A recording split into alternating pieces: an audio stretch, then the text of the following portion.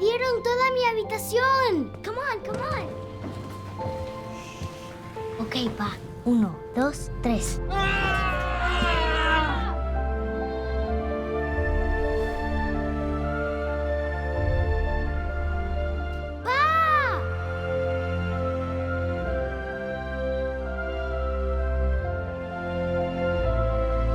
¡Me salvaste!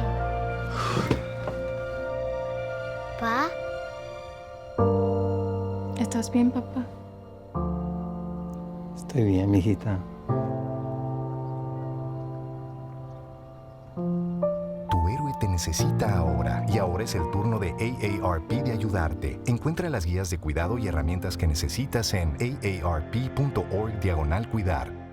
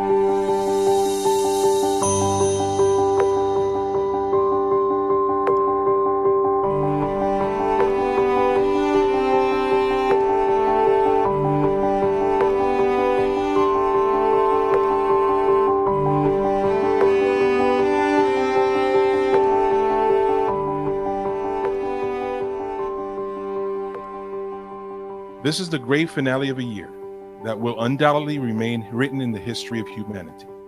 Together, we will listen to the testimonies of heroes of our communities, heroes of the faith, leaders, educators, families, and resilient people who sailed into the end of this epic year called 2020. So 2020 has been quite a year for most of us. When you think about your experiences throughout the year, what has 2020 looked like for you? Man, 2020 has been a heck of a year, especially since the beginning of the year started off so positive. My family and I, we're positive people in general. So, but life was good, business was going great, things were growing, and then kind of boom, carpet pulled right out from under us with this whole COVID virus thing. So, obviously, first and foremost, we're concerned about safety and health and stuff. But then the concern quickly turns to, what are we going to do? How are we going to live? What's going to happen?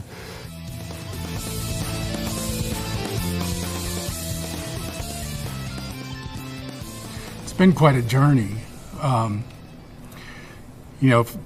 managed the theater, and the first part of the year, we had really come to life. We've been transitioning this theater from kind of a local hometown kind of thing to more, we've been bringing in a lot of international acts and some Broadway and trying to put it on the map a little bit. And we were heading into March with a bunch of sold out shows and a lot of people in seats. And then we just hit a wall and it just stopped. And for us, in fact, the day that they put a stay at home in order, we had a show that night that we had to just pull the plug on immediately. So it was like going downhill and hitting this brick wall, and made adjustments, and it's been interesting. A year of strength, a year of challenge and testing parts of yourself that you haven't experienced before, maybe didn't know you had the ability to do some of the things that 2020 has forced us to do. Mm-hmm. 2020 has been a challenging year, and at the same time has provided an opportunity for growth, an opportunity for creativity and innovation. So in the midst of even the most challenging circumstances, it's amazing how the human spirit pushes through, and the mind, the heart, we're not just a physical body. There's so much more beyond what we can see with our eyes. So I think that despite the challenges, the adversities even that have come about in 2020. It's been amazing to see the human spirit pull through and persevere, and I know we're going to get through this.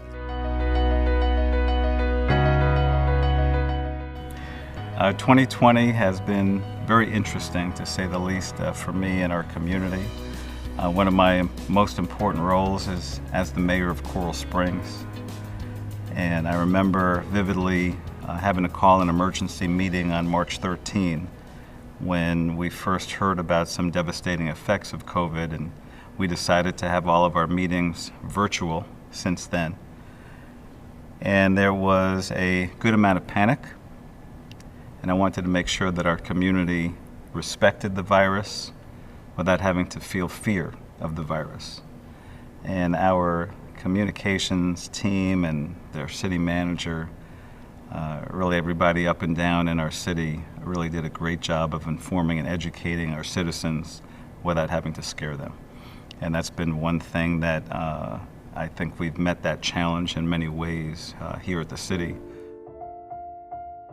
For me, 2020 has been an eye-opener. I think prior to this year, so much of my life has been consumed with work and the kids and, you know, being a wife, being a friend, attending church, and just busy, right? And never really taking the time to sit back and kind of evaluating what is truly important. And I think we were kind of forced to do that this year. It's not necessarily a bad thing, but this has definitely been a year where I did a lot of self-reflecting, a lot of self-evaluating, kind of just looking at what's truly important in my life. For me, 2020 has been a year of ups and downs, not unlike a lot of other years, but this year kind of a confluence of three huge cataclysmic events going on at the same period of time. Obviously, the COVID-19 pandemic, the elections in the United States, and the level of political discourse that we have, or lack of positive discourse, for sure, as well as the whole issue of race imbalance and civil unrest following the unfortunate deaths involving law enforcement. So together, all of that has done nothing but increase the stress level of those that I take care of. And as a public safety chaplain, my job is to walk alongside our fire rescue personnel as well as our law enforcement officers and help them where I can, listen to them, be available for them and for their families and our retired people. And being a firefighter, paramedic, law enforcement officer is stressful enough on a normal day. In a situation like 2020 has been, if all these forces just increasing their level of stress tremendously. 2020 has been a very unique year. The whole face of the world has changed, the way we do things in the world. Just think, people were walking in fear, a lot of them. They were afraid, because when you look at the camera on TV and saw people in the world with masks on in China, Japan, Germany, Korea, and then we found that things have changed the way we do things. The city starts shutting down, the country starts shutting down. Restaurants, doctor's office, hotels, the schools. It affected almost every place where things changed. And for some reason, I always thought it was imagination. I couldn't believe this happened. It has never happened before. But we had to deal with the changes. And then we had to start wearing masks, sanitizer, washing your hands continuously, social distancing for safety, so you won't get the disease. And what a change.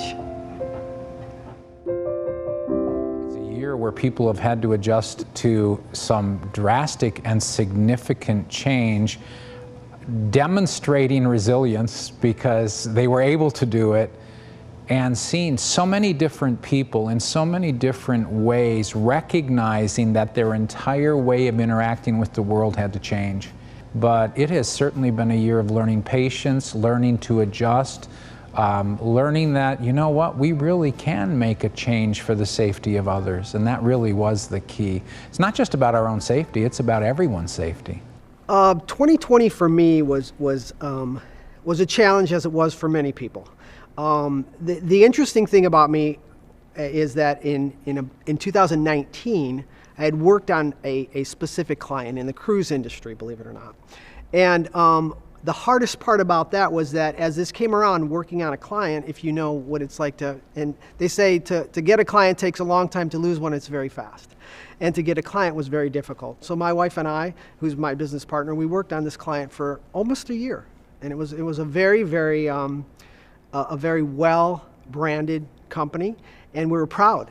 And we were actually excited about it. And 2020 came around, and it's interesting because when they came around, I had spoken with the cruise director, and he said, you know, I was just in China, and something weird is coming. And I said, what do you mean? And he said, they almost quarantined me, and I'm not really sure, but something doesn't feel right. And I took that home to my wife, and we kind of discussed it a little bit. I'm like, I don't know what he's talking about, but everything was going fine. It was we were doing well. We had onboarded them. We were excited about where we were headed, and within a matter of 3 weeks, it just completely shifted. And I got a call, and the call told me we're not moving forward with anything. And I don't know if you've ever had the wind knocked out of you, but it was very distressful. And I told my wife, I said, she came home and she said, so how did it go? And I said, they've pulled the plug on everything. And we both just looked at each other, and we were just kind of a little confused. And you know, it was a scary moment because we weren't sure what was going to happen. We invested a lot of time, a lot of effort, a lot of energy in that product and that customer, and to know that they'd pulled the plug because of what was coming. Within 2 weeks of that, they were close to filing bankruptcy. The pandemic had hit them very hard. They also were very scared. And I got this feeling along everybody that I spoke to that they were frightened.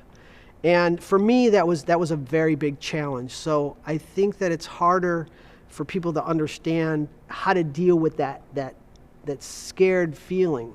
And that's kind of where I started to think differently. And my wife said, well, what are we going to do? And I said, we're going to move forward, because that's what it's all about. The way I've looked at 2020 from a personal perspective and a business perspective is change. Yeah. I think that's the easiest way to put it. Being flexible, being able to pivot, as you would say in business, right? You'd have to be able to pivot, and in life we just got to change. And I think what it is we've become so comfortable with the way things used to be that now with the COVID-19 coming into 2020, it's made us have to look at, I guess, our lives and our decisions, and forced us to move into a different direction. A great example, outside we were talking about the way I looked at COVID-19 and the way the pandemic hit us all. I looked at it from a global perspective. Like, it is a global issue, and it is something that we can't see, we can't fight. And originally I said the last time we had something like this was World War II, right? World War is really the name. But then we came to realize that no, it's not just, that wasn't the last thing. We had HIV 30 years ago. About 30 years ago, if I remember correctly. I could be wrong with my math. So about 30 some odd years ago. And we've had to change our entire life from that. Before, we didn't have the true knowledge of how it came about, so on and so forth, how you can contact, how you can become affected or anything. We didn't think about that. Now, once we had that knowledge, then we had to change. COVID-19 is the same thing. We didn't know how you get COVID-19. Oh my God, it's in the air, it's in the ground, it's in my skin, it's in everything. And now we're getting more knowledge behind it, more information, more data. Now what we do with that data is very important. Mm-hmm. We can choose to empower each other with it, and then we can adjust, and then we can grow from there. We can evolve into the next state of us being human beings. anytime that you have a struggle, I think there's a byproduct of goodness. I mean, I've seen a lot of good things in 2020. A lot of people have come together. You know, obviously we've had to change the way we do everything, which has meant, you know, thinking outside the box, which has meant, you know, really coming up with creative ways and you know, being more patient with each other. And so for all that it's brought us, I think it's brought us closer together. You know, the old saying, what doesn't kill you makes you stronger, I think applies. You know, I think when we come out of this on the backside, I'd like to think that we will be more prepared for the next time, stronger and a little wiser. So, you know, you got to take the good and the bad. It's one thing to see the world and its crisis like that of 2020, but then it's another thing to actually experience the horror of COVID up close. To have it in the body and to be directly affected, it's a different feeling. And picking up on your military background, Yes. right? How would you perhaps describe COVID as a type of enemy? I mean, how would we talk about COVID in those terms? Okay, looking at COVID and from my military perspective, right? It's something you can't just strategize. You know, you can, oh yeah, you know, the enemy's gonna move this way. And so now we're gonna put a line of defense over there and we're gonna put them in a pincer over here. It's not happening with COVID. You know, we're flying blind.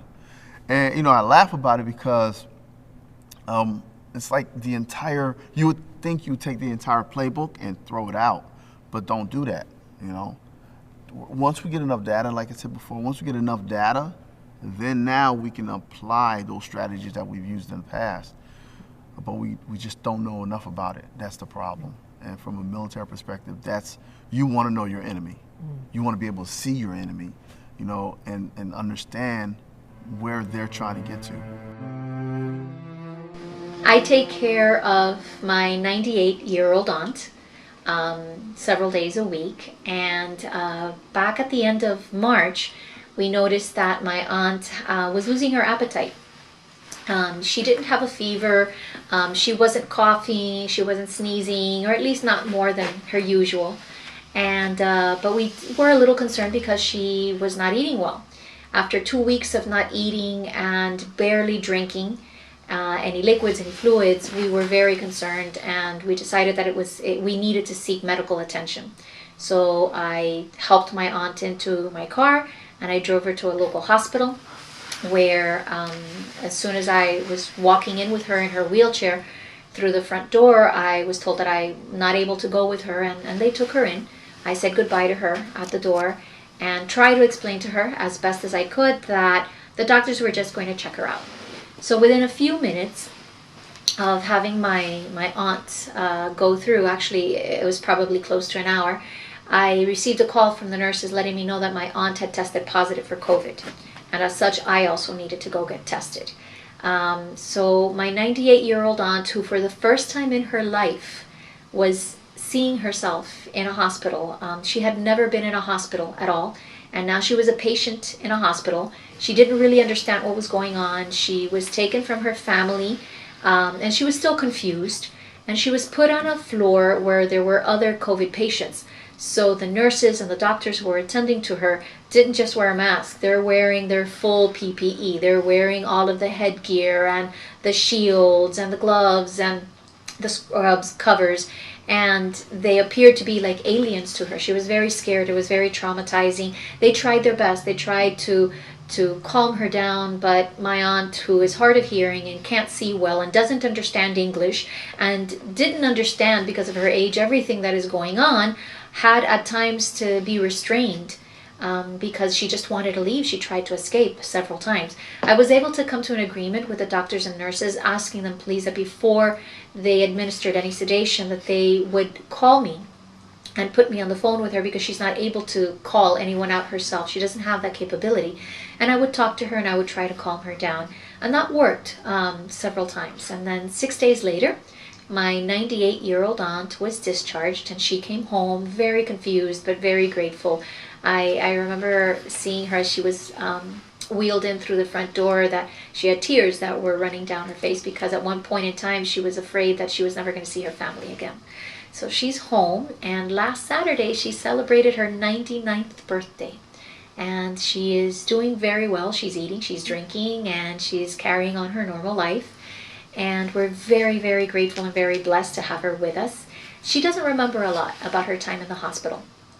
Perhaps it's part her age and her memory, and part I believe it's it was a very emotional and traumatic time for her, and I think she really doesn't want to remember a lot of what happened there. But she's home and doing well. I had a friend pastor who was a pastor for 50 years. She and her husband were in the hospital because they got COVID. Her husband got out of the hospital, but she died. It shocked everybody because she lives right here in Coral Springs. It really surprised me. Also, I had family members who have a daughter-in-law who works at Cleveland Clinic. She checked in patients, wound up with the COVID, gave the whole family the COVID. So they were all separated from the rest of us. And we were so surprised. One of the members had to go in the hospital because as a kid he had asthma. He had breathing problems, so he's okay now. The whole family has recovered. But it surprised us. COVID has probably, certainly from a newsworthiness standpoint, been the lead of the day. And COVID-19 has impacted, fire rescue and police have very similar kinds of stressors and so forth in their lives. But the one unifying stress that I'm finding with both those professionals is the fear of taking this disease home. It's an issue with our behavioral health program, obviously, in dealing with police and firefighter stress. That's part of our jobs as chaplains, as therapists, as peer support people and clinicians. That said, the additional stress of now taking home not just the bad stories and the day-to-day stress of the job, but I might be contaminated. What I'm wearing might have viruses on it that can infect my family at home. So COVID-19 has definitely creeped its way into my family. My husband's side of the family, we've to date maybe a total of 19 cases amongst them. Thank God that they've all recovered, and they went through the basic symptoms, but they were able to recover from it. Unfortunately, my godson's grandmother, she contracted COVID about 2 months ago.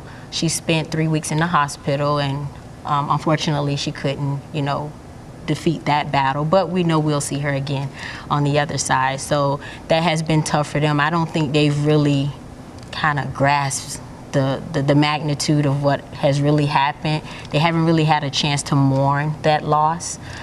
Just last week, a really close friend of mine sent me a text message and asked if I could be in prayer for her and her family. Her nephew, unfortunately, was in the kitchen cooking and he collapsed. And so now we are like 4 days into that, realizing that he also passed away due to complications due to COVID. He leaves behind 3 boys and a wife, and they are now just trying to figure out how to pick the pieces up and, where do we begin from here?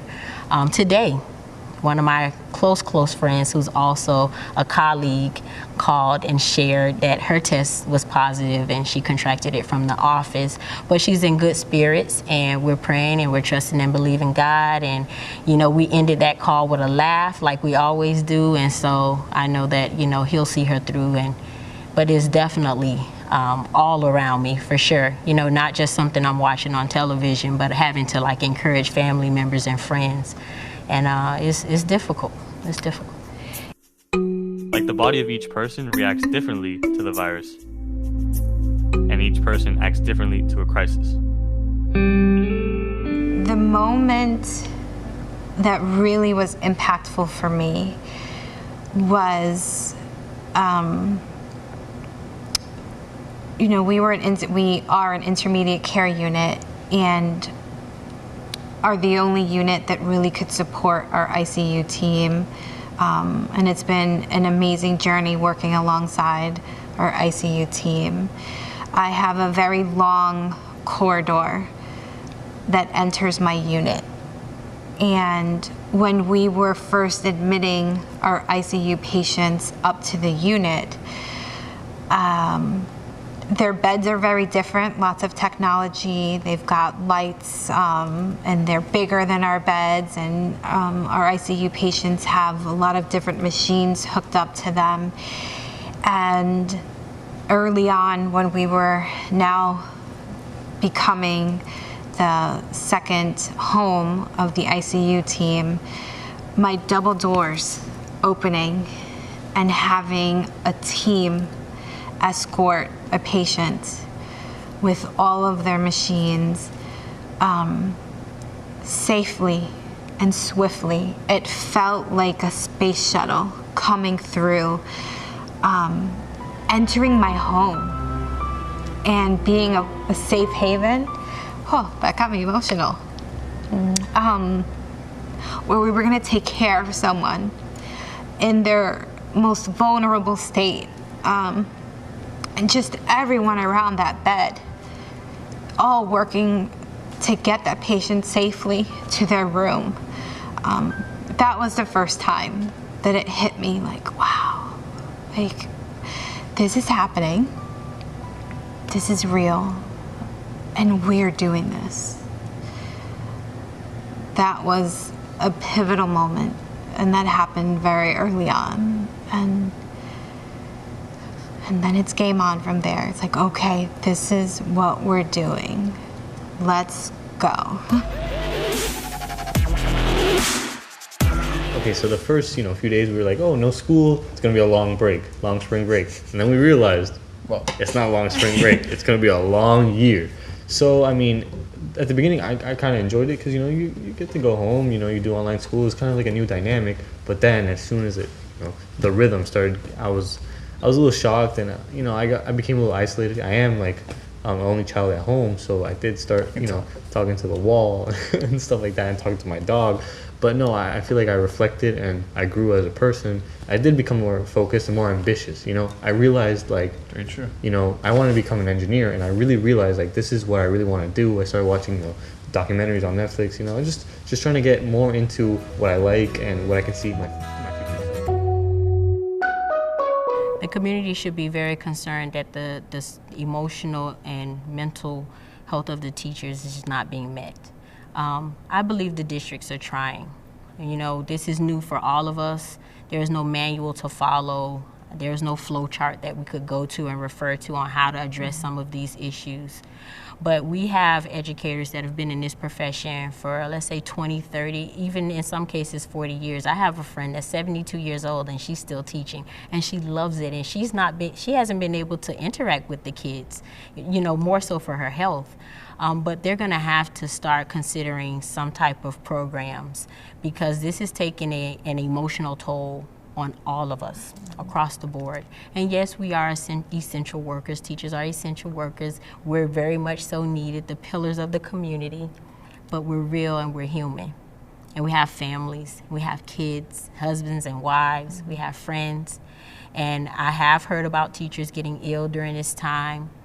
And kind of through hearsay, not like, as a support network of, okay, let's reach out and support this one, or what can we do to support this family now that they're out ill. And it's kind of like they've been forgotten. Let's move right along, because we have to do the job. We have to do the job.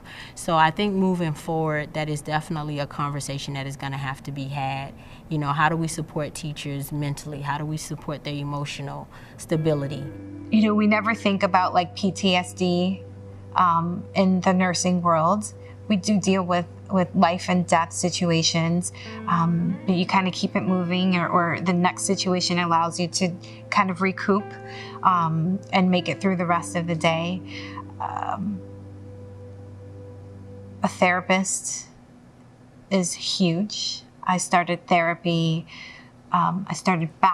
going back to therapy in the beginning. I knew that this was going to be something that I couldn't challenge. I couldn't do it alone. And I was going to need to decompress with someone who I can trust in a confidential platform, and so that allowed me to pour back in to my staff and, just be ready for anything. That's the biggest things, the change that can happen from one minute to the next, and just always being ready.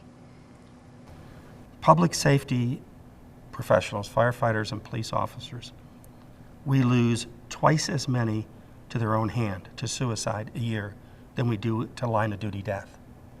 They have 4 times the rate of suicide that a civilian person has. 4 times. So it's a significant danger to people that are in that business. So what we try to do through our suicide education and prevention program is to educate them, and it's applicable to the general community at large as well, that if you see something, if you see a change in behavior, if you see someone who appears depressed, acts depressed, you say something. You're very direct with them. And then you make sure that you get them into the appropriate referral pattern, somebody that can really do something about it. The days of having a suicide and come to find out the person has been obviously depressed for weeks or months before it, and people around them either haven't noticed it, needs to change. I think the community and this theater are bound together for years. This theater's been here long before I was here, 20-something years it's operated. And one of the elements that I don't know if everyone's aware of, but we run something called Next Stop Broadway here, which is a theatrical camp and education system that when we're not doing shows, we have kids from the community here all the time. During the summer, we'll have over 300 kids a day here going through different theater classes. We do 3-week sessions. At the end of every 3-week session, the kids get to perform on this stage a Broadway musical, a Broadway show of some sort. The opportunity that this theater gives the whole community is so important, I think, for people and their mental health, and the experiences that we offer just help make people whole, I think. You can't live in worry, worry, worry without a release of enjoyment and getting the juices flowing for some happiness and some smiles. I mean, I've always said my job is to make people smile. And it doesn't matter what the show is. The show could be a tearjerker, but when they leave, they're going to smile. And that's what I've prided myself with my whole career. But the big part of that is making people whole and just helping them with their psyches and it's a distraction. Show business is a distraction from all the pain and anguish in your life, and we want to do that well. So taking it away from the community for this period of time, it's really, in a way, harsh. We've started talking a lot lately about isolation and just our concern about mental health for people age 60 and older. So if you had to make a comment, regarding mental health for people age 60 and older, I mean, what kind of message could you share with us? What should we be concerned about, thinking about, looking at? I think isolation is the key. I think having contact, human contact, is critical. I went through about a 10-week isolation, but again, I have a very supportive wife, and we went through it together, obviously. But I can't imagine, had I not had Karen, and I was sitting there alone. Now, luckily, in what I do, I'd pick up the phone and I'd call somebody. That's just the kind of person I am. But a lot of people don't have anybody else to call. So, it's interesting, you mentioned young adults earlier. One of the neatest programs I've seen recently is a program, and I think it may have been through the United Way or another organization like that here in Broward County. They started linking teenagers up with sheltered older people that didn't have anybody to talk to, and they just started calling them. Maybe a 10-minute limit, once a day, twice a week, I'm going to call Sarah Jane and just see how she's doing. And that really helped both ends. It helped the young adults understand, I'm going to be there someday, and more importantly, it gave the sheltered elderly person someone to talk to, something to look forward to. So I think that's the biggest key to mental wellness within our aging community, and that's human contact. And it doesn't have to be face-to-face.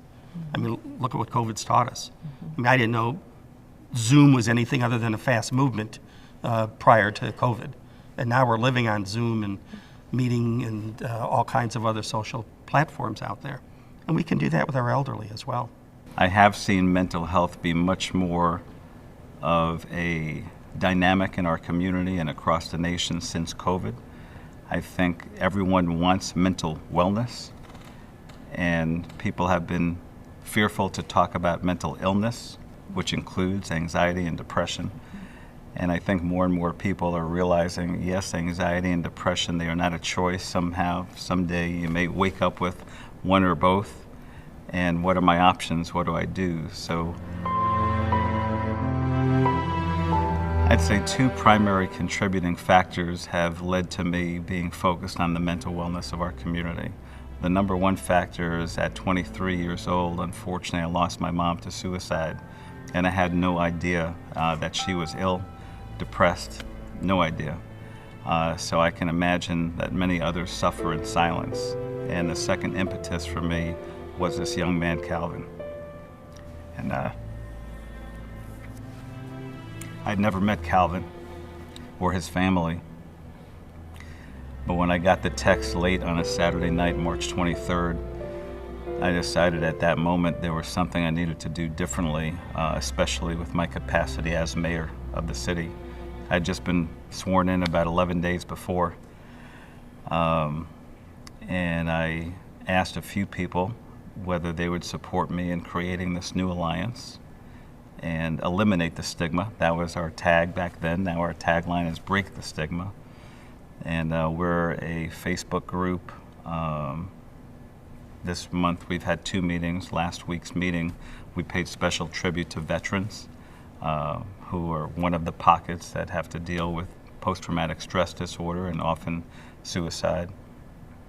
And those two stimuli have really created a passion in me to help break the stigma, not just in our community, but across the nation.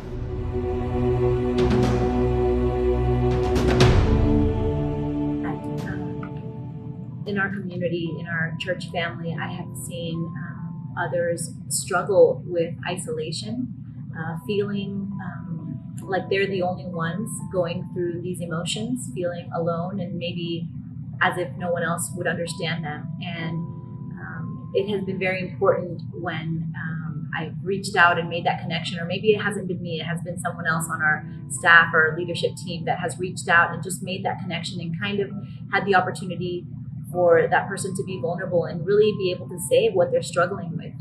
I think that has been, it seems something simple, but really it's caused a lot of breakthroughs, because I think that many times we believe this lie that we're the only ones that feel this way. We're the only ones going through this situation, or feeling, isolated, or feeling alone, or feeling depressed, or feeling anxiety, or feeling fear. And so when we're able to finally speak that out, and say it, and just have someone else hear us and be able to walk us through that and encourage us and pray with us, it's really been a very powerful thing. And I think that's why it's so important for us to allow those groups, like our small groups, our life groups, for people to have that more intimate setting where we're able to kind of take off our masks and not have to be, I think many times in life we have to put on this mask and be strong and kind of push through and persevere, which is important. But there are moments, there have to be those people in our lives that we are able to feel safe with, that we're able to feel that we're going to be cared for, and we can take off our mask and be real about what we're struggling with, whether it's something personal inside, whether it's relationally. I know when my relationships aren't doing well, that affects how I see everything. So just having those opportunities to be able to open up our hearts really and hear what we're really going through has been really helpful. My cousin and I were horsing around, and he held me under a little too long, and so when I came out, my neurological connection was water is bad. So that's how I experienced it. And my father, who was a cop, police officer on the east side of Chicago, wasn't going to have that. He's not going to have a son who's afraid of the water. So he took our family to a cabin. Every year he would take us to a cabin until I got used to getting close to the water. And the closer I got, I might see my sisters playing around the water, I'd get a little closer, and I'd start to experience that. And one day I woke up in the morning and I was standing near the water, and after about 4 years of him taking us to the same cabin every year to experience water, he came around and he said, "What do you think?" And I said, I'm kind of scared. just like all of us are. And he said, we have to take the first step, but it has to be done by you. And I said, okay, I'm ready. And he said, climb on my back, I'm gonna swim you out to a wooden pier. And I said, great, let's do it. So the first step in what I reflect on is you need to do it yourself. No one can force you to do it. You have to make that first step yourself. And my father swam me out to this floating pier, and I stood on this pier, and I looked around at all the cabins that surrounded this one little lake. And from a different perspective, you see so many different things. Birds flying, trees out there. It was just amazing. And as I stood there, I thought, the second lesson is you have to have a different perspective on everything.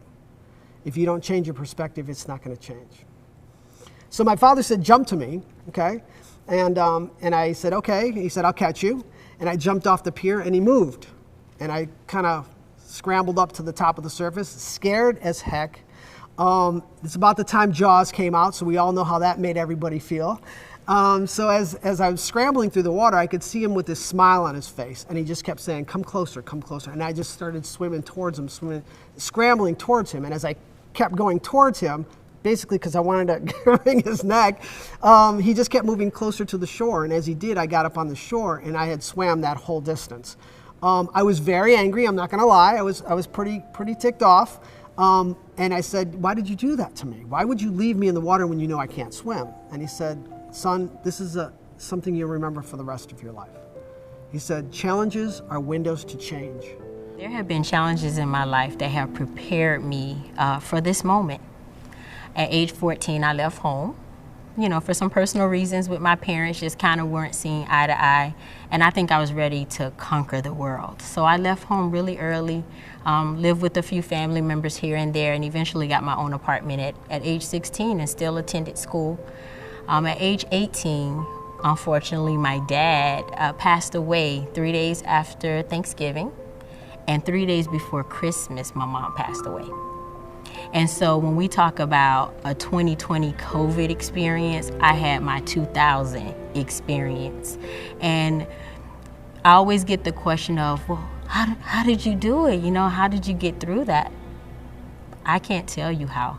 All I know is I kept going. And so when I talked about that resilience and kids having resilience and being able to get through life challenges without crumbling, that moment I learned how to deal with life. I had no other choice but to learn how to deal with life. It was either sink or swim, and I decided to swim. And so as tough as it was, and as tough as it continues to be, I have my moments where I look back and losing both of my parents, in less than a month of each other around the holiday season was tough, but I still had to continue. I remembered what they instilled in me, which was hard work, dedication, focus. You take care of yourself. You don't depend on people. And so there were a lot of foundational pieces that my dad passed on that when he passed on, they still continued through me. And so my children, I think they feed off of that strength. We keep no secrets in our home. My husband also experienced the loss of his parents very early in life. When he was age 4, his father passed away, and then 3 years later, his mom. And so that is the story of our family. We know loss, we know hard times, we know hardship, but we also know strength, and we know faith, and we know that God is real, and He's a keeper, right? And He gives us peace, He gives us wisdom, and He sets paths for us. And as long as we trust and we believe in Him, then there's nothing that we can overcome. We tell them that every day. Each and every day, they truly know there is nothing that you cannot overcome. And so again, this COVID, as real and raw and difficult as it may be, this too shall pass. And this tool we'll use as a testimony. Again, somewhere down the line, they'll be telling their kids about when they had to transition and go to school online and they couldn't see friends, and so they learned how to be real savvy with the phone. But it'll be a good testimony of strength and endurance. And I'm just happy to be here to share that with my kids. Probably the biggest preparation that I've had is that my children's grandmother worked in the Twin Towers, and she perished on 9/11. And our whole world just was uprooted and changed. And at the time, I was running an entertainment business up out of New York with, again, several people working for me. We're a production company. We produced the shows that would come onto stages like this. And I had to navigate through that period of time from a business standpoint, also while my personal life was kind of in huge turmoil. But we steered through it. We survived it. And then when I got older, you know, that also led, frankly, to a horrible divorce. When an event like that happens, and the world crumbles, the blame and the anger, it's just all, you know, you talk about mental health. I mean, it's really devastating. And while personally, my marriage didn't come out of it as strongly as I would have liked, my business did, and we maintained and we kept moving forward. The next thing that happened in my life is I fell in love with a woman whose son had cancer and battled leukemia for 7 years. And I was at their side, and there is nothing like a training field like that, because you're dealing with health issues, emotional issues, financial issues. You could layer everything, every bad emotion you could possibly have, you go through dealing with that. And I'm very happy to say he came out the other side, and he is my 19-year-old living out on his own now, which frightens Mom and I, but he's doing it. So, but that period of time helped me learn how to navigate through some of the toughest things that I could possibly go through, both personally and financially and in business. This pandemic, to me, it's a huge problem, but I know that I can handle it. And what's the quote? God gives you what you think that you can handle. I just wish he didn't trust me so much. And I think that's Sister Teresa. We'll have to fact check that, but I'm happy to be here and happy to help.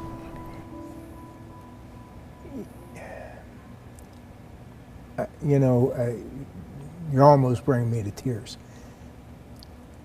I think my sons appreciate me. I think, I know they do. I can't even say I think. You know, and I'll tell you a story. My youngest son was filling out an application, you know, when a recruiting questionnaire whenever he plays football for the University of South Florida. And, you know, before that he played at the University of Florida Institute of Technology of Florida Tech. You know, when we were filling out recruiting questionnaires, one of the questions they ask is, who are your heroes? And, you know, I remember filling that out with them, doing that, and I said, okay, you know, somebody you look up to. And in my mind, I was thinking about Alejandro Villanueva. Now, some people may not know who that is. He plays left tackle for the Pittsburgh Steelers. We're huge Pittsburgh Steelers fans. Alejandro Villanueva was an Army Ranger. He saved people's lives. He's a war hero. He, you know, after the war, you know, playing professional football. When the first, back in 2016, when the I'm going to take a knee during our national anthem, when that first started to happen, he stepped out of the tunnel, and there's an iconic picture of him standing there with his hand over his chest as the national anthem played. And, you know, he said, I'm an American. I'm an Army Ranger. I'm an American. And I love my country. And you know, so, you know, I know that day, me and probably thousands, if not tens of thousands of people bought Villanueva jerseys. You know, I have 5 of them at home, one for every family member, you know, and, you know, so I expected my son to put that name down. And that was one of the names he did. And I said, there's 2 blanks here. Who else do you want to put down? And he pointed to me and he said, you. My father was an Auschwitz survivor. So my father went through Auschwitz. You know, I grew up knowing that he was in Auschwitz. And He was part of a family, I believe, of either 8 or 9 siblings, parents, many first cousins, and they all lived in a courtyard with different apartments, and they all lived together, and they had a wonderful childhood. And at age 14, 14-year-old youngster, they were all taken to Auschwitz, where basically, other than his brother, he and his brother, they were all murdered, exterminated by the Nazis. His parents, I believe his grandparents, I mean, I know they didn't survive, but I think they were alive at the time, but I'm not certain about that. Uncles, first cousins.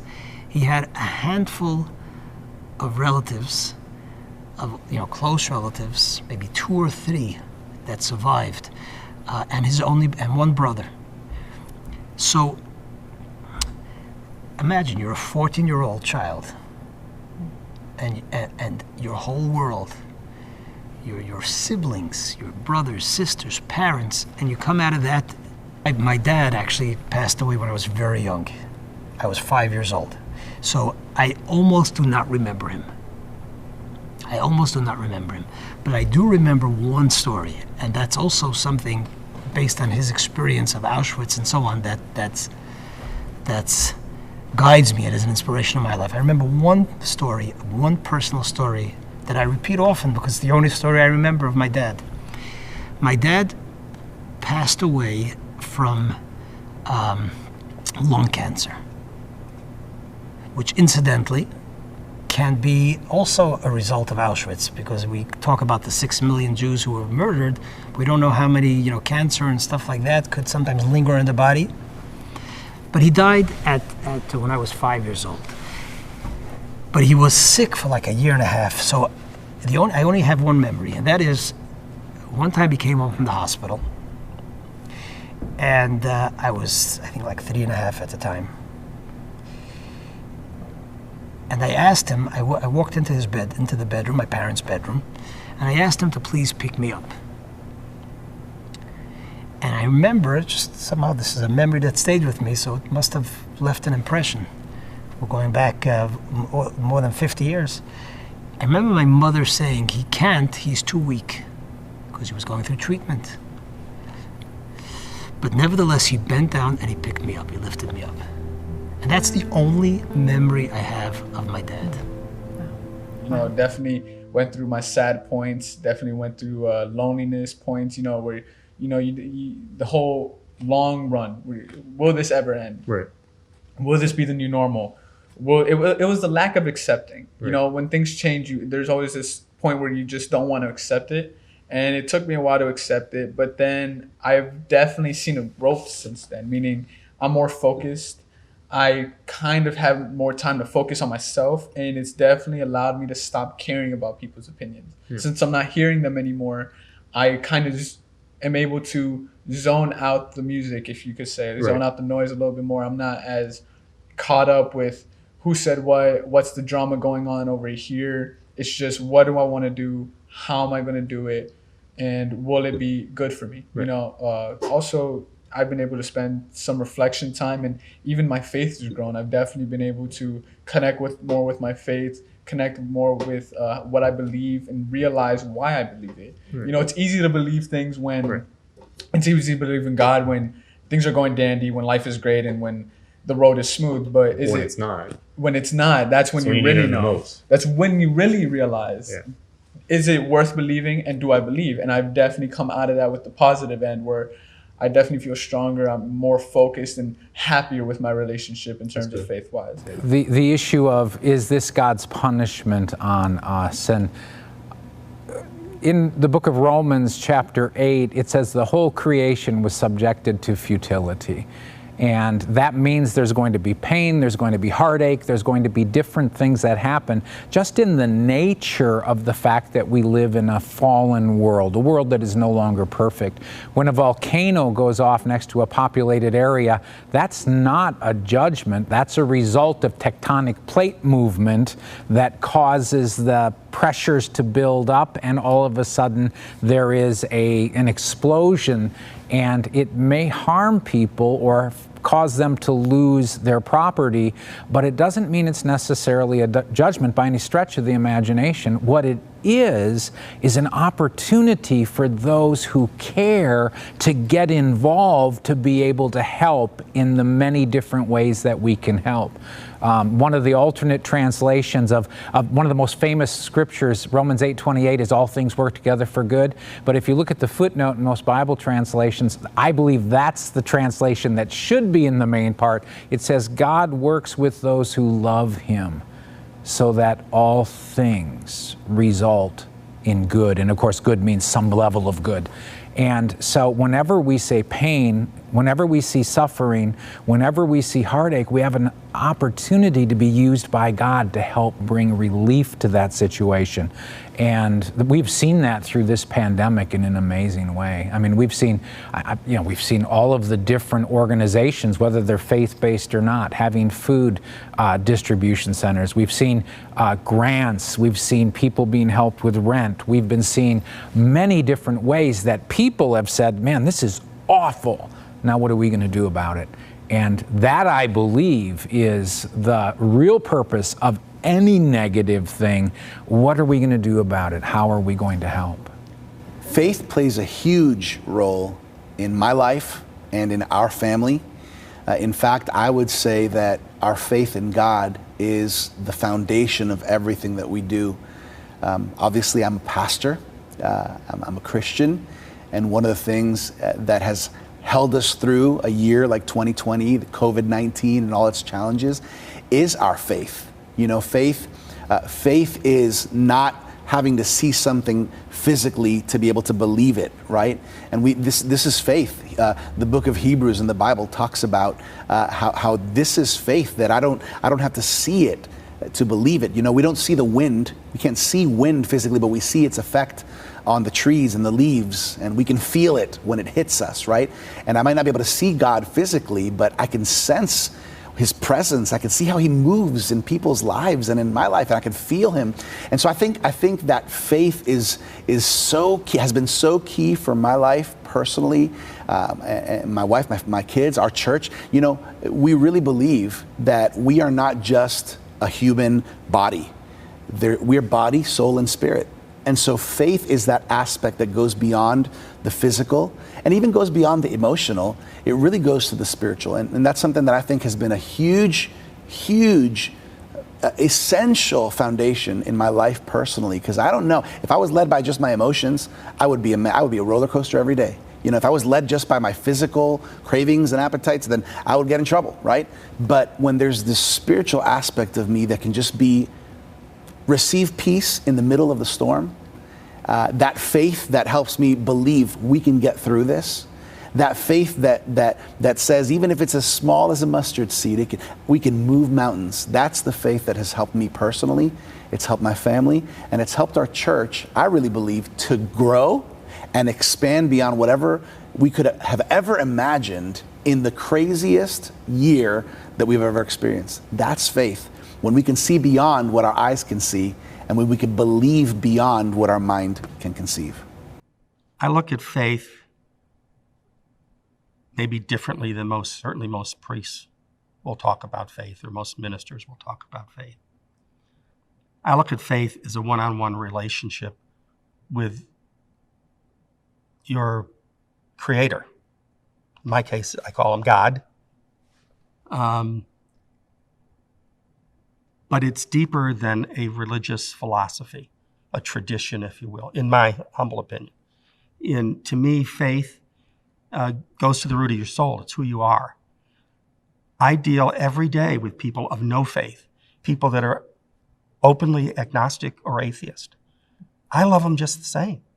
And I believe that God, my God, loves them just the same, regardless of their lifestyle, regardless of who they are or what they are, that he loves all of his creation. So I should be doing the same thing.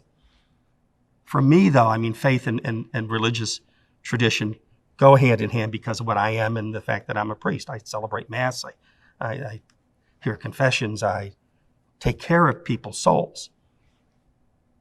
As a priest, as a chaplain, I take care of everyone, regardless of their faith tradition or lack thereof. And to me, that is my faith. That's my faith demonstrating itself to others. So I don't know how people get through life without faith. I spent time on the front lines in emergency services. I've taken care of people that have died. I have taken care of people that have just had babies. I've delivered babies. And I've had to tell people their baby's dead. And I don't know how you do that and then survive yourself without faith. And to me, that's what being a chaplain's all about. Regardless of what your faith tradition is, it's having that empathy, it's having that care and that faith in something bigger than yourself that I choose to call God.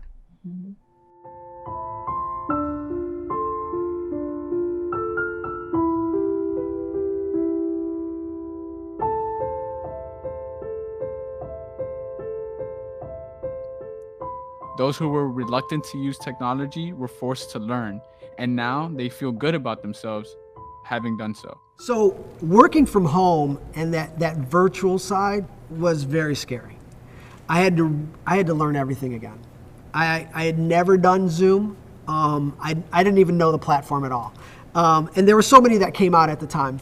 But as I started to learn a little bit more about it, step by step, little things were happening here and popping up there. Again, people started to get online and really do the FaceTime, getting in front of Zoom type platform. I started to do it. I started to incorporate it in my process. Now, I wasn't happy about it. For me, I'm a people guy. I like to get out, meet people, shake their hands. The connectability is very important in my business. I could feel when somebody's there. I could feel when somebody's not. And when they are, that helps me. It gives me the juice I need to keep moving forward and help them to the direction they need to go. So not having that and being online was a scary moment for me, because I thought, well, I'm not going to be able to really look in their face. I'm not going to be able to look in their eyes. I can't see their body, the kinesiology in their body and the way they're moving. And so I heard more that people were doing it. It was getting to be more regular, more familiar. And I thought I have to be able to do that if I'm going to get in that arena with the people that need me. I have to be where people need me. And if they're online, then I need to be there. And that's when I kind of opened up and started learning more. I got my own coaches and people that I surrounded myself with to help me in the familiarity of Zoom and virtual and staying home. And I was able to bring clients on. And that's how I work now. I don't even go out anymore. It's all done through Zoom. So I share my experiences through Zoom and learn new ways to do it. We have breakout rooms. You can put people in different rooms and stuff. It's amazing what they can do. So I'm very excited about that. It's very great. Yeah, I think that a year like this year, 2020, with everything that's happened, it causes one to have to re-envision everything. One of the things that I've learned in this season is understanding how to bring alignment between vehicle and vision and vehicle, right? For example, if I'm in the state of Texas and my vision is to get to London, then I need a vehicle to get there. And I could take a car from Texas to the East Coast, right? But eventually that car is not going to get me to London. I'm going to have to transition to a plane or to a ship, or something across the ocean, because sometimes, even though the vision is the same, the vehicle can't get me there.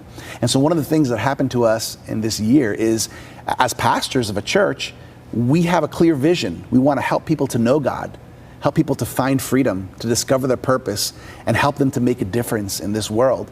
And so all of the vehicles that we had were in-person services, in-person small groups in the community, right?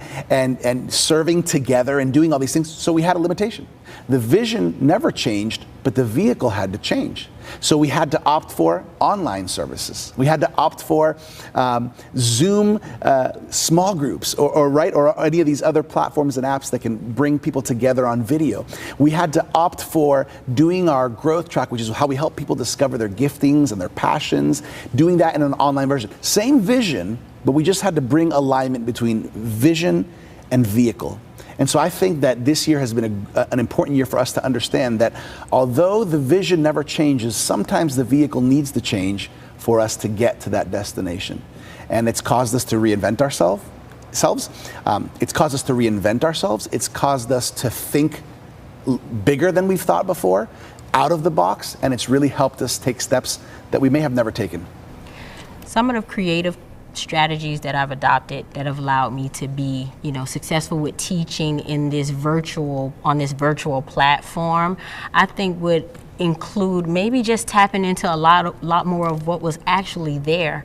I think if teachers are honest, we would say that all of these tools were available to us prior to COVID. I don't think we saw the benefit in all of them.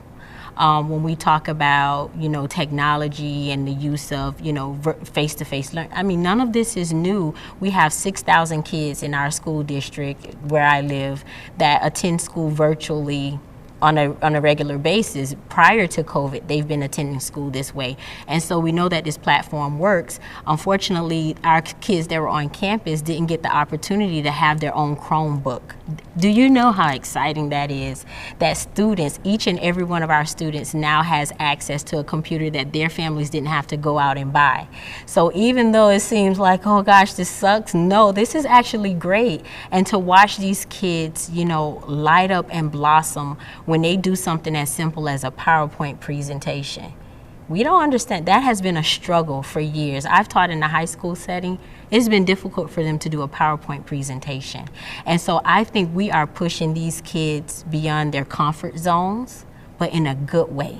The work that I'm seeing produced by these students, the cartoons, the videos, the editing, I don't know that we would have seen it had we not gone to this virtual platform. So as tough as it could be to do this, face-to-face learning and in-person learning, I do believe that the students are getting something that will benefit them way beyond this COVID experience. The technology, the everything that they've had to interact with will definitely be purposeful and meaningful as they move forward in their education and their workforce. Went on, we were ready. We had our programs up and running. We were taking registrations in May and June with the anticipation that the worst case scenarios, we push it back a couple weeks, but we're gonna play.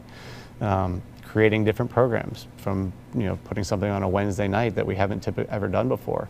And the program itself was a multi-sport program as opposed to a sport-specific program.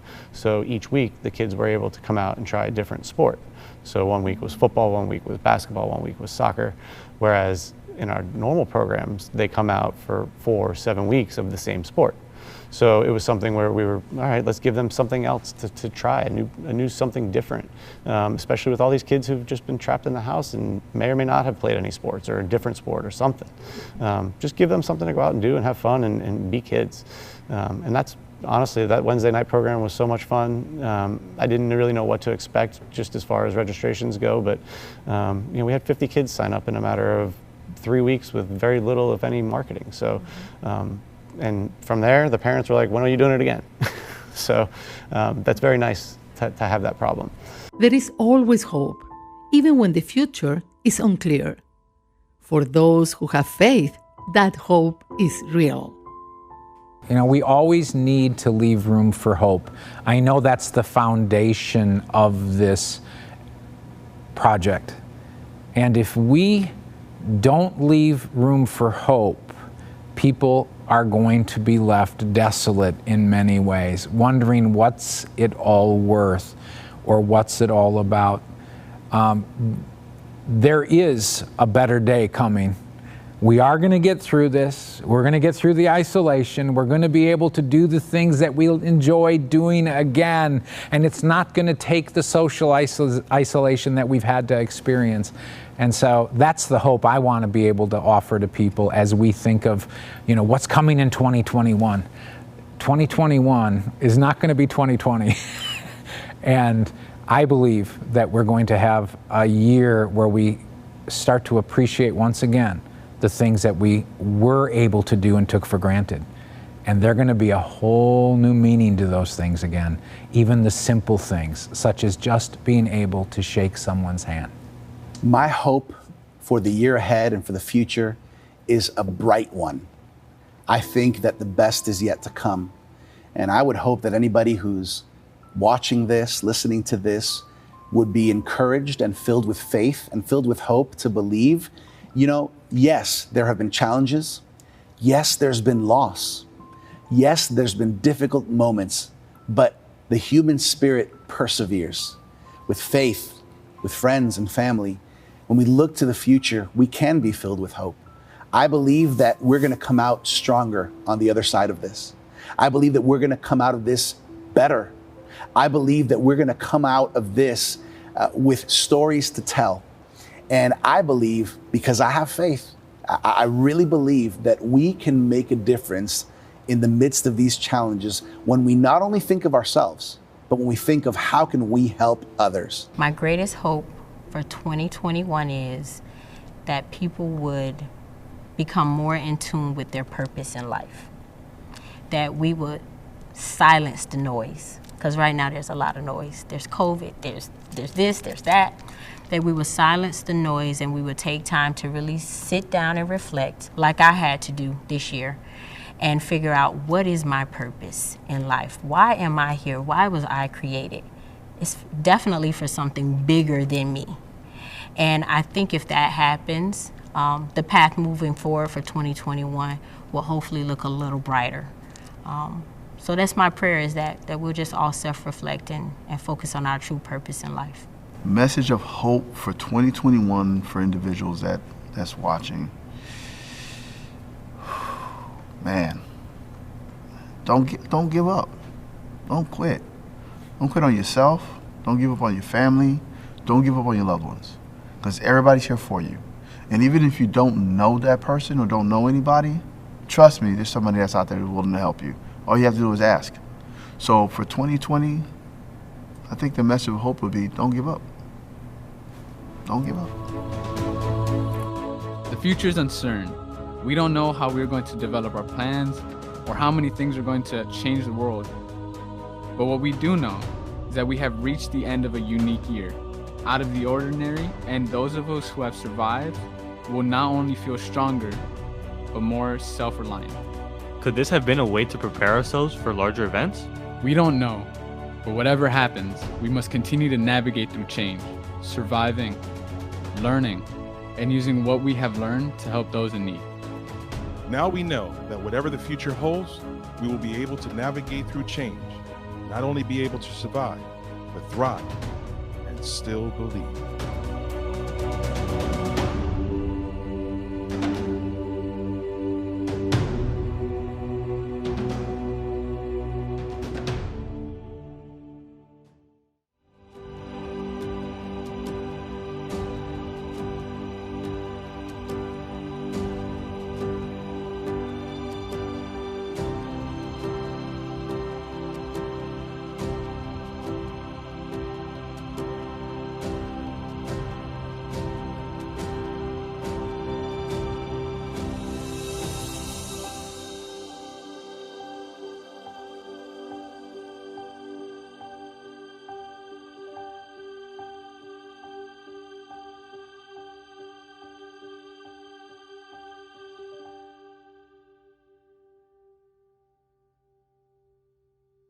One thing that I've learned about my wife, Ghislaine, is that she is very wise. And sometimes her wisdom, and I'll say this, I'll be honest, I'm being transparent here. Sometimes her wisdom bothers me because it proves to me how right she is on a certain subject or topic. But how has this idea of safe distancing impacted you, your family, your business? It's really funny. So even before I get into the business part of it, I was giving my daughter a bath last night, and she has her little Disney princess figures in the bathtub, and she was putting them, 2 feet from one another and on the ledge of the bathtub. And I was looking at her, and I was like, "What are you doing, sweetie?" She goes, "Oh, they're social distancing, Daddy." And I was like, "Oh, my 4-year-old daughter is social distancing her Disney toys in the bathtub. This is what we've come to." So.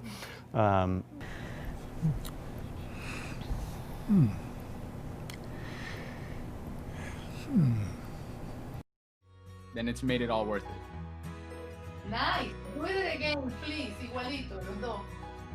Okay. Nice. Okay, that was good. Thank you.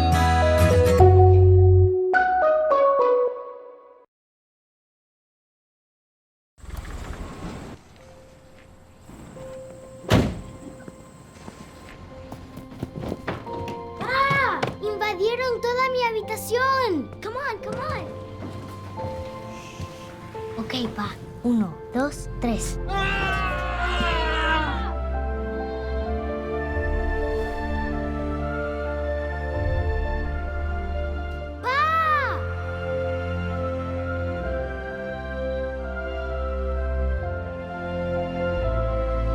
¡Me salvaste! ¿Pa? ¿Estás bien, papá? Estoy bien, mijita. Tu héroe te necesita ahora y ahora es el turno de AARP de ayudarte. Encuentra las guías de cuidado y herramientas que necesitas en aarp.org/cuidar.